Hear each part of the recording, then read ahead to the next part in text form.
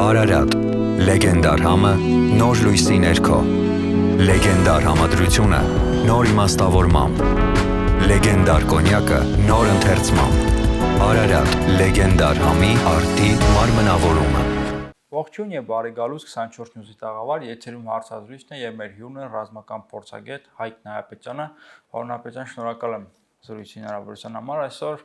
Հայաստանի Հանրապետության անկախության հռչակագրի օրն է, դեպ շնորհավորում եմ ձեզ եւ նմանապես մեր զրույցը ուզում եմ նվիրել հենց անկախությանը, հենց առաջին հարցն է, սկսենք դրանից։ 30 տարի առաջ, պարոն Նահապետյան, այսօրին հայ ժողովուրդը եռագույնը ձեռքին սլանում էր դեպի անկախություն, ի վերջո այդ անկախությունը նվաճվեց, մենք դարձանք անկախ, բայց հիմա հասնենք մի կետի, որ կարծես թե այդ նույն մարտական ժողովուրդը հիմա կարծես թե կոտրված լինի եւ ինչ-որ առումով այդ անկախության գաղափարը կարծես թե արժեզրկվել է։ Հիմա ինձ հետաքրքիր է որ պայթյունով մենք կոտրվեցինք եւ դա այլևս մեր համար դադարեց կարևոր լինել։ Նախ գնահատենք, դուք որ ասում եք անկախություն նվաճել, ինչ է նշանակում։ Ну առավելագույն հայ ժողովուրդը ինչ արեց, մասնակցեց հանրաքվեի։ Համաձայն եղավ, որպեսզի Հայաստանը լինի ազատ, ինքնիշխան, իրավական, սոցիալական եւ այլ պետություն։ Սա հռչակում է, սա կարգախոսի նման է։ Իրականում պետությունների կարգավիճակը անկախության հռչակագրով չի որոշվում, ոչ էլ այդ հռչակագրին այո ասելով։ Որոշում է ինչքանով է քո երկիրը ինքնիշխան սուվերեն։ Բոլոր ոլորտներում՝ ռազմական, տնտեսական, քաղաքական, ֆինանսավարկային, արժի համակարգային։ Իսկ ինչ ասել է ինքնիշխան կամ սուվերեն, այսինքն քո երկրի պետական ինստիտուտներում է արդյոք կայացում բոլոր այն որոշումները, որը վերաբերում է քո երկրի ներքին եւ արտաքին քաղաքականությանը։ Սա է որոշիչ։ Եվ 1-2 սերունդ, որը որ մենք անցել ենք, դա բավարար չի, որովհետեւ մարդիկ եւ կրթական հաստատությունները եւ ընտանիքներով արժևորեին, ընկալեին, իմանային եւ փոխանցին հաջորդ սերունդին, ինչ ասել է ինքնիշխան պետություն։ Դա մեծագույն արժեքներից է, որովհետեւ եթե քո պետական ինստիտուտները ծառայում են քո երկրին, ժողովրդին, ազգային պետական շահերին, նշանակում է, որ որոշումների ճշգրտության աճանը շատ բարձր է լինելու եւ իշահ մեր ժողովուրդը, տարածքում ապրող քաղաքացիներ, այ մյուս ազգային փոքրամասնություններին չհամարենք, ասենք քաղաքացիներ։ Ցավոք սրտի ժողովուրդը իր այոն ասեց, բայց ինքը նաեւ պետք է հասկանար, որ դրանից հետո այլ պետություններ մեր հանդեպ ոչ բարեկամական, ոչ բարիդրացական ուրեմն հարաբերություններ են ստեղծել, մասնավորապես Ադրբեջանը, մասնավորապես Թուրքիան։ Թուրքիան իշենք 93 թվականից մեծ շրջափակել է տնտեսական առումով։ Իսկ մենք գիտենք, որ տնտեսական առումով շրջափակումը դա պատերազմի էլեմենտ է։ Այսինքն մենք Թուրքիայի հետ գտնվում ենք չհայտարարված պատերազմի մեջ։ 91 թվականից Ադրբեջանի ռազմաքաղաքական ղեկավարությունը որոշում կայացրեց, որսի Արցախում մեր հայրենակիցներին այդ տարածքից ուղղակի դուրս մղի ֆիզիկական ոչնչացման սպառնալիքով եւ կիրառումով։ Մեր ժողովուրդը այդ մի փորձությանը դիմադրեց։ Մեր ժողովուրդը նաեւ անցավ երկրաշարժի փորձության միջով, ճիշտ ասենք այդ ժամանակ հռչակված ինքնիշխան չէինք կամ անկախ չէինք, բայց այդ փորձությունը եւս մենք անցանք։ Այսինքն մենք երկրաշարժ ենք անցել։ Նայեք, կար ժամանակատվածում 88-94 6 տարվա մեջ։ Հիմա նայենք մեր ժողովուրդը արդյոք թուլակամ էր, արդյոք պատրաստ չէր դիմագրավելու սպառնալիքները։ Երկրաշարժը 1, Թուրքիայի կողմից տնտեսական եւ Ադրբեջանի կողմից տնտեսական շրջափակումը 2, Ադրբեջանի կողմից չհայտարարված պատերազմը 3։ Երբ որ այդ ժամանակ մեր պետությունը չուներ ինստիտուտներ համապատասխան, բանակը ինստիտուտ է, չկար։ Զինված ուժերը, որի կարևորագույն առանցքային դերակատարություն ունեցող կառույցը բանակն էր, զինված ուժերը միայն որ բանակը չի, ազգային անվտանգության ծառայությունը, ոստիկանությունը իր զորքերով եւ այլն, չկար։ Նոր կազմավորվող։ Էլ չեմ ասում տնտեսության հետ կապված, էլ չեմ ասում ֆինանսավարկայինի հետ կապված։ Այդ բոլորը կայացման գործընթացում էր։ Ես վստահաբար եմ ասում, եզակի առումով մենք ժողովուրդ ենք, որ 6 տարվա ընթացքում այդքան մարտահրավերներ նետված եւ արկա սպառնալիքները մենք փայլուն կերպով չզոքացրեցինք։ 94 թվականի մայիսի 12-ի հրադադարը դրա լավագույն ապացույցն է։ Դա ժողովուրդն էր թե քաղաքական վերնախավը։ Ուրեմն քաղաքական վերնախավը ինքը որոշում է կայացնում, բայց այդ որոշումները, կայացած որոշումները կյանքի է կոչում Հայաստանի Հանրապետության քաղաքացիները, որոնց մի մասը ընդգրկված են պետական ինստիտուտներում։ Քաղաքական վերնախավ ինքը որոշում կայացնող ինստիտուտ է։ Մի այսպեսի հարց, այդ դեպքում ինչի մի դեպքում ժողովուրդը կարողանում է դիմագրավել մարտահրավերին, իսկ մի դեպքում չէ, օրինակ 90-ականներին դիմագրավեց, իսկ հիմա չկարողացավ դիմագրավել։ Նկատի ունեմ վերջին իրադարձությունները։ Սա հետաքրքիր հարց է այնքանով, որքանով, որտեղ փորձագիտական եւ ոչ միայն գնահատականները հաճախ տարամետ են, իրար հակոտնյա են։ 70 տարի որքան էլ գնահատեն խորհրդային միությունը իր բոլոր թերություններով հանդերձ։ Ես ինքս այդ տարիների կրթություն ստացած, դաստիարակություն ստացած անձ եմ։ Մեզ համար, օրինակ հայրենիքին ծառայելը, բարոյական արժեքներով ընտանիք ունենալը, թույլին ընկածին օգնության ձեռք մեկնելը, դրանք մեր կյանքի կարևորագույն իմաստ բնութագրող ուրեմն քայլեր են։ Մեր կյանքը նաև դրանով էր եւ նյութականացումը մեր կյանքի իմաստը չէ, շատ ունենալը կյանքի իմաստ չէ։ Եվ այդ դաստիարակությունը մենք խորհրդային տարիներից ստացել ենք, ասեմ, հետաքրքիր խորհրդային միությունում կար պետական գաղափարախոսություն։ Չի կարող երկիրը, պետությունը առանց գաղափարախոսության։ Գաղափարախոսությունը ինքը նպատակ է։ Աննպատակ պետություն չի լինում։ Եթե դու քո պետական ինստիտուտներում սահմանության մեջ դա չես ամրագրում, քո երկրում այլ երկրի նպատակա կյանքի կոչվում, ոչ քոնը։ Եվ խորհրդային միության մեջ հայրենասիրությունը որպես պետական գաղափարախոսություն էր։ Սերը ինքը նշանակում է տալ քո հաշվին, քո առողջության, քո ժամանակի, հայրենիքին ծառայել նաև քո կյանքի, Աստծուն ծառայել նաև քեզ Աստծո պատվիրանների մեջ ապրել եւ սահմանափակումներով ապրել, քո գայթակղությունների, քո ցանկությունները սեղմել, որսի չանես, չէ՞։ Այսինքն մենք տեսնում ենք սերը ինչ է։ Հիմա մենք դաստիարակել ենք այդպես։ Հիմա 94 թվականից հետո կրթական համակարգը ելնելով նրանց, որ պատրաստում ենք հաղթական ժողովուրդ ենք, ինքը իր համար պետք է հստակ տեստականներ դներ։ Կրթական համակարգը, բայց կրթական համակարգին պատվիրատուն երկրի քաղաքական վերնախավներ, ձեր ասած էլիտան։ Ինքը արդյոք նման խնդիր դրեց։ Ես կարծում եմ նման խնդիր չի եղել։ Ի տարբերություն մեզ, երբ որ մենք Արցախյան պատերազմում մենք փայլուն կերպով հաղթեցինք ունենալով առավելություններ հայրենասիրության, ցեղասպանության ենթարկված ժողովրդի ժառանգներ, որոնք ցանկանում են կորցրածի հետ բերել, դա լուրջ մոտիվացիա է։ Եվ բարձր պրոֆեսիոնալիզմի զինվորականներ, որոնք հիմնականում Սովետական միության բարձրաստիճան սպայակազմի եկան այստեղ եւ այդ պատերազմին մասնակցեցին որպես պրոֆեսիոնալներ։ Ի հակադրություն մեզ, օրինակ Ադրբեջանը ուներ միայն մեկ առավելություն՝ մարդու քանակ, զինվորների, զինծառայողների եւ զենք զինամթերք, բայց որին մենք հակադրեցինք, ոչ նյութական, եւ մենք հաղթեցինք։ Այսինքն ճիշտ եմ հասկանում, որ խորհրդային մարդը որակապես ավելի բարձր։ Վստահաբար այո, վստահաբար այո։ Իսկ 94 թվականից հետո մեզ համար մեծ հաշվով ցավոք սրտի նաև նոր սերունդը իր համար կյանքի իմաստը մոտիվացիան դարձավ շատ նյութ ունենալը։ Շատ նյութ։ Երբ որ դու շատ նյութ ես ունենում, դու պատրաստ չես տալու։ Դե հասարակարգն էր փոխվել սոցիալիզմից ազատ շուկայական հարաբերություններ։ Դե էսել ազատ շուկայական հարաբերությունների դառը պտուղները այսօր քաղում ենք։ Իդեպ ասեմ, Ադրբեջանը այդ դասերը բավական լավ քաղել էր,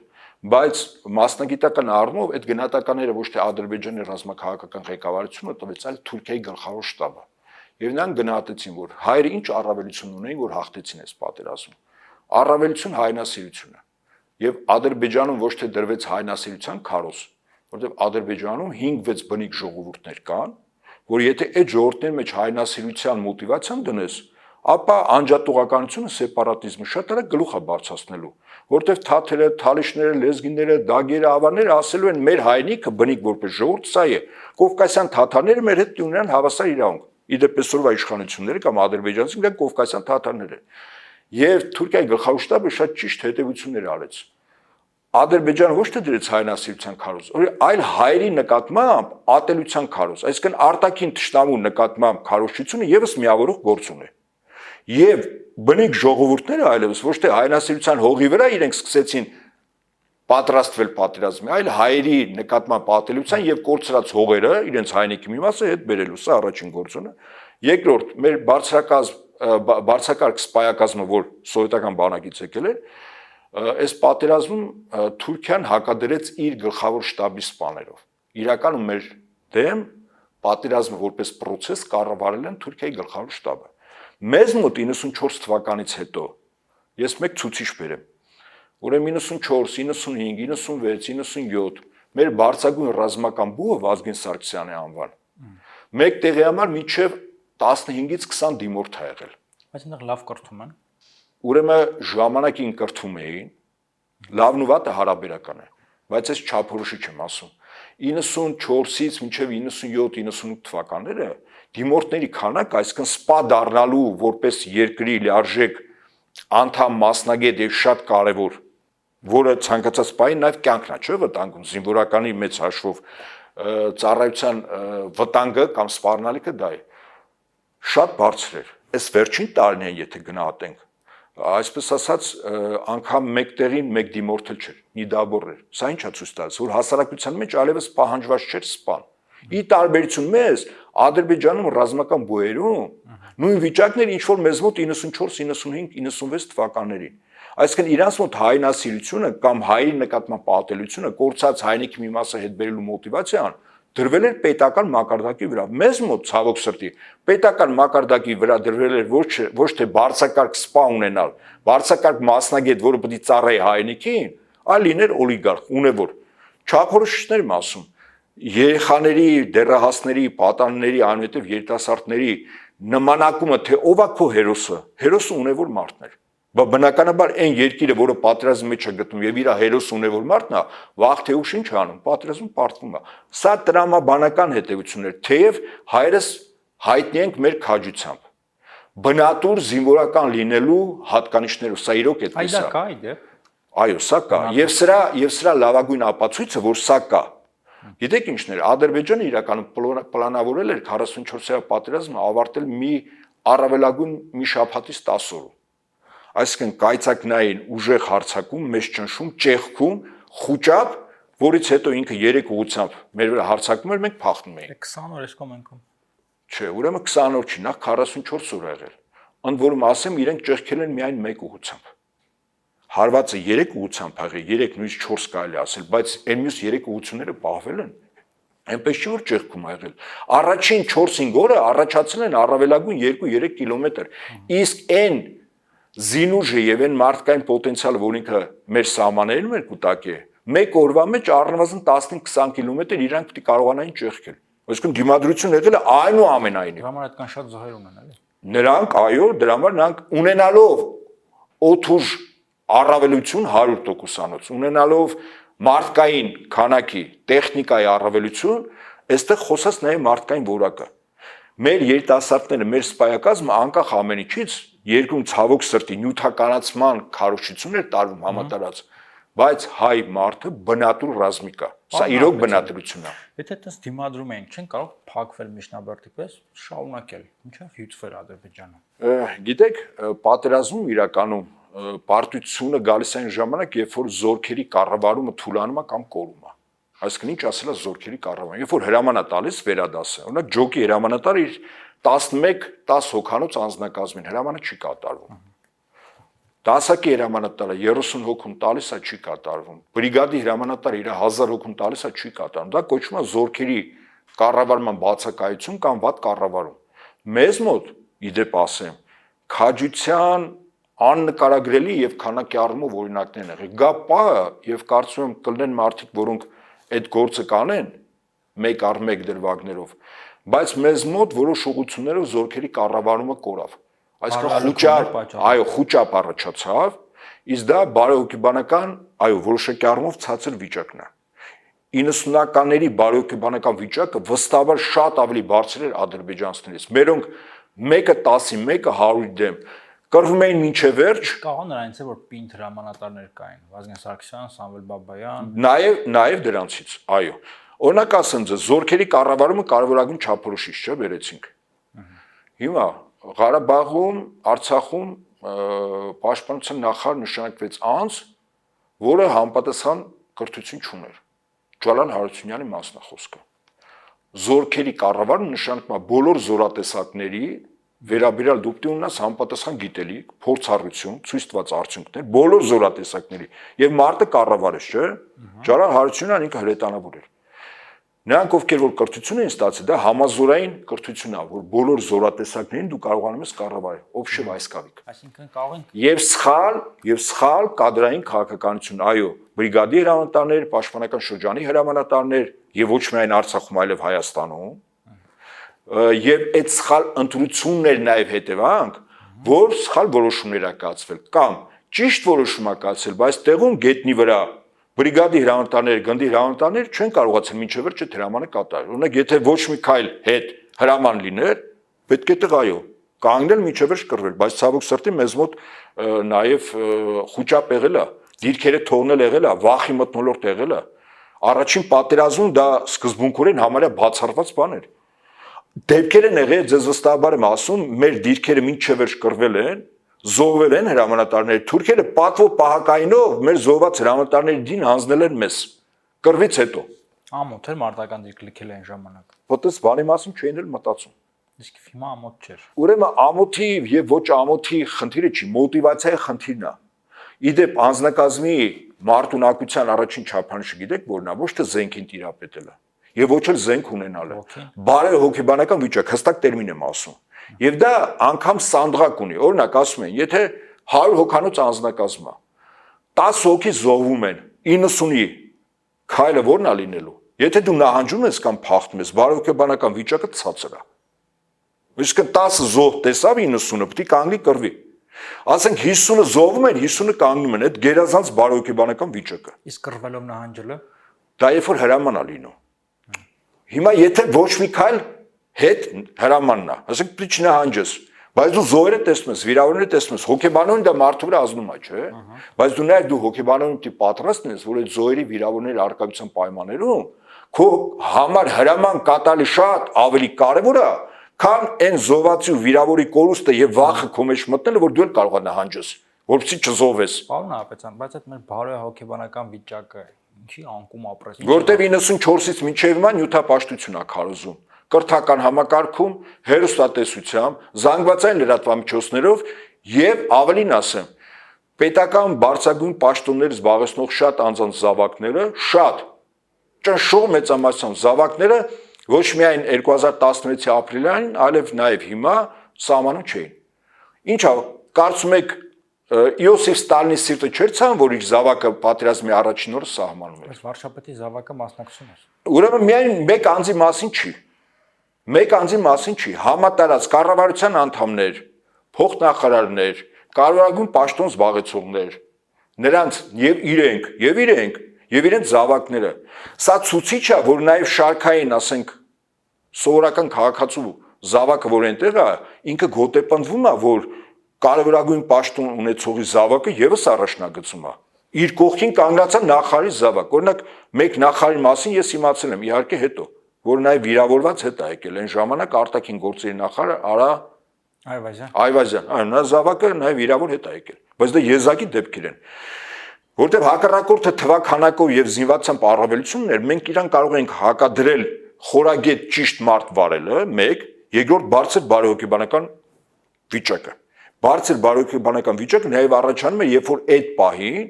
այո, պետական շատ պաշտոնատար անձինք եւ իրանց զավակները սահմանում էին եւ իրանք պատրաստական էին զոհվել, այնպես ինչպես շարքայինի զավակը։ Կարեգի նժդը, որի մասին դուք ժամանակին նաեւ մտքեր ունեք, արտահայտած, որն իհարկե ես համակարծիք չեմ, ասում էր ուժեղ ժողովուրդը նա է, ում զավակները օրենքի եւ մահվան առաջ հավասար են։ Օրենքի եւ մահվան առաջ։ Ցավոք սրտի այս պատերազմը ցույց տվեց, որ շատ պետական պաշտոնյաների զավակներ եւ պետական պաշտոնատար անձինք մահվան առաջ հավասար չեն։ 90-ականներին այդպես չէր։ Ասեմ, 90-ականներին քանի որ հիմնականում կամավորականներն էին գնում, զորակոչը 93-94-ից սկսեց, որտեղ բանակ չունեին։ Գնում էին կամավորականները, իսկ կամավորականների մոտիվացիան արդեն ինքը հոգեբանորեն պատրաստ էր գնալ անհրաժեշտության դեպքում նաև զոհվել։ Հոգեբանորեն էր պատրաստ։ Մեր կամավորականությունն է շատ ուժեղ, շատ բարձր ի տարբերություն ադրբեջանցիների։ Հիմա քանի որ ունենք բանակ, մեր բանակում ոչ թե կամավորականությունը պետք է առաջնակարգ դեր խաղար, այլ երկրում ընդհանուր մթնոլորտը։ Իսկ երբ որ երկրում ընդհանուր մթնոլորտում երիտասարդը պատանին ուզում է օլիգարխ դառնալ, մեծահարուստ դառնալ, եւ իր կյանքի իմաստը դա է, գնալ դրսում սովորել, որպեսզի բանակում ծառայությունից խուսափի, իսկ ինչքան չինովնիկներ կան, ես չասեմ, ինձնից լավ գիտեք։ Ինչքան չինովնիկ կա, որոնք օգտագործեցին առիթը, սողանցքները, գնացին դրսում սովորեցին, իբր գիտնական դառնային։ Եկան այստեղ ոչ մի գիտությամբ չեն զբաղվում։ Այսինքն դա առիթ էր, պատրվակ էր, որովհետեւ իրենք ծառայությունից խուսափեին։ Հիմա շարքային զինվորը, շարքային հրանտարը, երբ որ չի տեսնում պետական չինովնիկին իր զավակին, մեծ հաշվասման բալավ ես կպետք է զոհվեմ։ Այ որ պահին իր մեջ կասկած առաջանում է, ուրեմն իմացեք, այդ պահին անձնակազմի բարոյական վիճակը շատ արագ կտրուկ անկում ապրում։ Այսինքն խնդիրը արժեքային ամեն։ Իհարկե, վստահաբար այդպես է։ Մենք իրականում մեկ զորքերի կառավարումն է, որոշ ստորաբաժանումներ շատ թույլ եղել եւ բացակայել է, դա եղել է։ Եվ երկրորդ արժեքները։ Պարոն Ապետյան, այսինքն ես ձեր վերլուծությունից հասկացա, որ մի պահ խոսեցիք բանակի հրամանատարությունից, որ պաշտպանական բանակի հրամանատարը լավ գնդի հրամանատար էր, բայց պատրաստ չէր դառնալ ռազմաճակատի հրամանատար։ Ճիշտ հասկացա։ Ինքը հրետանավոր էր։ Հրետանավոր։ Ինքը կարող էր գնդի, ասենք, հրետանու պետ լինել, պաշտպանական շրջանի հրետանու պետ, բանակի հրետանու պետ։ Սովորաբար պատերազմները ինքը համազորային կրթությամբ անձինք են տանում, որոնք բոլոր զորատեսակները կարող են մարտը կառավարել։ Հիմա ես չեմ ուզում պատերազմի ժամանակ գնահատել ինքը ինչքանով է լավ արել, բայց ես արդյունքով եմ նայում, իսկ մեր մոտ տվյալ պարագայում արդյունք չի, հետևանք է։ Արդյունքը դրական իմաստով ունի։ Իսկ սա պարտություն է։ Կյանք ցույց տվեց, որ պարտություն է։ Եվ ամենակարևորը պատերազմում մեծ հաշվով իսկապես զինվորն է հաղթում, կապ չունի ինքը շարքային է, թե սպայ է, թե հրամանատարը։ Իր արժեքային համակարգը, իր մոտիվացիան, ինչքանով է ինքը միջովերջ պատրաստ ամենածանր հրամանը ոչ մի քայլ հետ, ոչ մի նահանջ հրամանը կատարել։ Իսկ միտքը պարոն Ապետյան։ Ինչ ասել եմ։ Ստրատեգիական միտքը հրամանատարը։ Դա զորքերի կառավարումն է։ Այս ստրատեգիական միտքը իդեպ զորքերի կառավարումն է։ Զորքերի կառավարումը իդեպ իրականացման ոչ թե հրամանատարը, շտաբի պետը։ Պատերազմը ինքը process է։ Շտաբի պետը կոմպետենտ էր։ Process-ի կառավարիչը ինքը շտաբի պետն էր։ Հիմա երկու տեղ են աշխատել այդ շտաբները։ Միայն Ղարաբաղում չէր, նաև այստեղ է եղել։ Այսինքն որոշակի օպերացիաների մշակում նաև օժանդակության առումով շտաբ ունենալ երկու հրամանատար։ Այնուամենայնիվ ես լիահույս եմ, որ այն հանձնաժողովը, որը ստեղծելու է այս պատերազմի պարտության հետևանքները վերլուծելու, կարծում եմ շեշտադրում է հանձնաժողովի բազմապրոֆիլ եւ լուրջ մասնագետներով առանց քաղաքականացված։ Եթե ստեղծվի, նպատակը այս կամ այն անձին մեղավոր ճանաչելու ու պատժելը չի։ Նպատակը ապագայում սպասվելիք, եթե պատերազմ լինի, այս բացթողումները, սխալները հասկանալն է։ Պատերազմի պարոն Ապետյան։ Ում դեմ։ Ադրբեջանի, Թուրքիայի։ Ասեմ այսպես, սկզբունքորեն Ադրբեջանի նախագահի հոխորտանքները չեն հասնելու սահմանային սադրանքների միջադեպերից այն կողմ։ Որտեղ մենք վերադարձել ենք կարծես թե նախկին իրավիճակին, ոչ պատերազմ, ոչ խաղաղություն, մեկ թեժ իրավիճակը, մեկ խաղաղ է։ Հա, բայց դա պատերազմ չի։ Օրինակ սադրանքը, տեղում մարտերը, հատուկ նշանակության մի քանի ստորաբաժանումների թափանցումը, ասենք, քո հենակետեր, որոշակի բարձունքների նվաճումը, գրավելը եւ այլն, դա պատերազմ չի։ Էլեմենտներ են։ Պատերազմներն են, ինչ եղավ 44 օրը, այո, հստակ մարտական խնդիր էր դրած, գրավել այսքանը, իրենք իդեպ մինչև վերջ իրենց մարտական խնդիրը չունեն կատարել։ Ադրբեջանի ամբողջներին նպատակ դրել, վստահաբար այո։ Եվ ըստ այդմ այդ իսկ եթե Ադրբեջանը չի, ապա Թուրքիան, այո, Թուրքիայից վտանգ կա, եւ այդ վտանգը այսօր նաեւ ուղղակիորեն ասոցացվում է Աֆղանստանում տեղ ունեցող հայտնի դեպքերով, որտեղ բաց թողնվեց, ինչպես ասում են, ջինը երրորդ շշից։ Առաջին շիշը Ալ-Քաիդան էր, ջինը, երկրորդը իսլամական պետություն, երրորդը այլևս Թալիբան։ Իսկ այդ Թալիբանին իշխանությունը հանձնվեց Աֆղանստանում, հանձնվեց 50-60 հազարանոց հետևակին առանց կռվի 250-300 հազարանոց ռազմական տեխնիկա ունեցող բանակը առանց կռվի հանձնվել է։ Այսինքն իշխանությունը տրվել է Թալիբանին, հենց այնպես չի տրվում։ Առավելս որ Միացյալ Նահանգները եւ իր դաշնակիցները դուրս եկան Աֆղանստանից, այդտեղ թողելով ինքնաթիռները, ուղղաթիռները, զրահատեխնիկան, անօդաչու թռչող սարքերը եւ այլ զին տեխնիկա, դրանք բոլորը թողել են Թալիբանին։ Այդ Թալիբանը օգտագործելու է այդ ամեն ինչը իր հետ միասին նաեւ Թուրքիան։ Այդ առումով դաշնակից են եւ մենք կարող է վաղ չեմիսորը մենք ասելով իդեպ հապկը, որի մեջ նաեւ Ռուսաստանն է։ Խնդիր ունի, պատական չէ, երկրի ղեկավարները, նախագահ, անվտանգության խորհրդի քարտուղարը ասում են, այո, դա խնդրահարույց է։ Անկամ արկել են մուտքը Աֆղանստանից փախստականներ իրենց երկրի, որտեղ գիտեն ահաբեկիչները ծպտված փախստականների ներքո կարող են մտնել իրենց երկրի տարածք։ Թուրքիայից ունենք այդ վտանգը։ Այո, այո։ Պարոն Հապետյան, շատ շնորհակալ եմ։ Ես եմ շնորհակալ հրավերի համար։ Իսկապես միշտ հետաքրքիր է լսել ձեր վերլուծությունները։ Հուսով եմ մոտ ապագայում նորից կհանդիպենք խաղաղություն մեր երկրին։ Ամեն։ Հիշեցնեմ, որ մեր հյուրն է ռազմական փորձագետ Հայկ Նահապետյանը, լավ եղեք։